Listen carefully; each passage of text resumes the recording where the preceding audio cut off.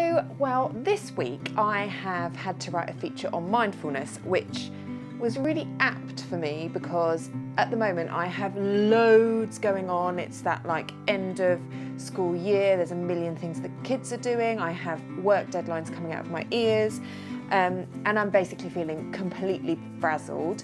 And I'll let you in on a secret, I am terrible at dealing with stress. I get snappy, I get irritable, I burst into tears at any given moment. I am just completely rubbish, so I'm not very pleasant to live with at the moment.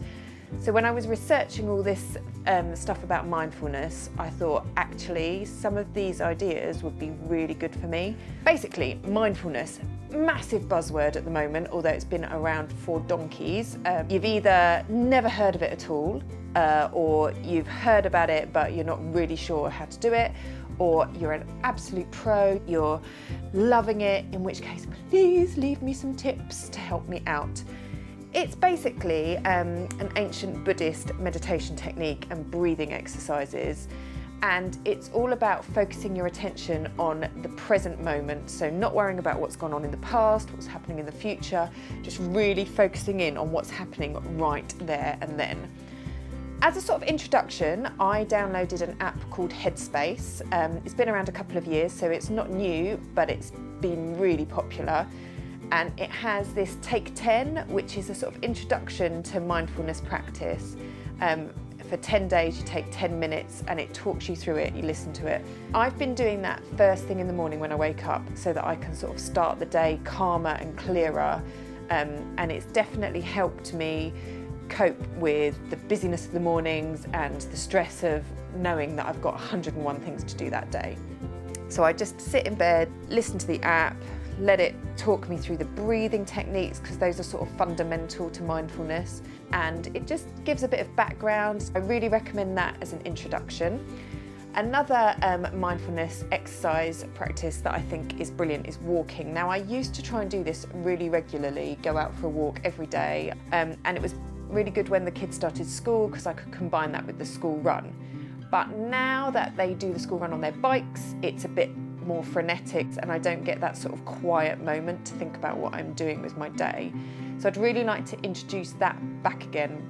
And what you do to make it more mindful is you really focus on your feet hitting the floor, on the swing of your legs, on the sounds that you can hear, on the smells, and just really focus your mind on what is happening there and then.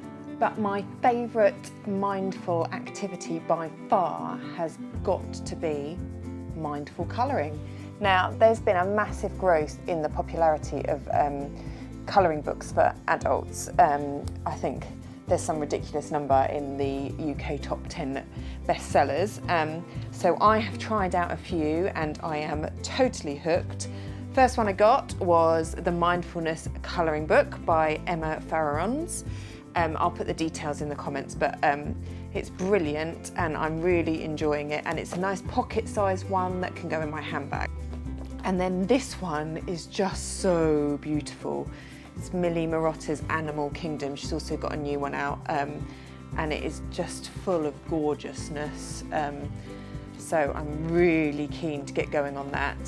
And the kids have been watching me doing these and they wanted to get in on the action too. So one that I found that I think is really good for kids is the Creative Colouring book, and it's got sort of just slightly simpler versions in here, and they've both really enjoyed sitting down and doing some colouring from that. I've been taking up to bed and doing it just before I go to sleep as a way to sort of switch off from the day, because I'm really bad at being on my phone and then trying to sleep and my mind going. It's been really good at sort of calming me down before bedtime.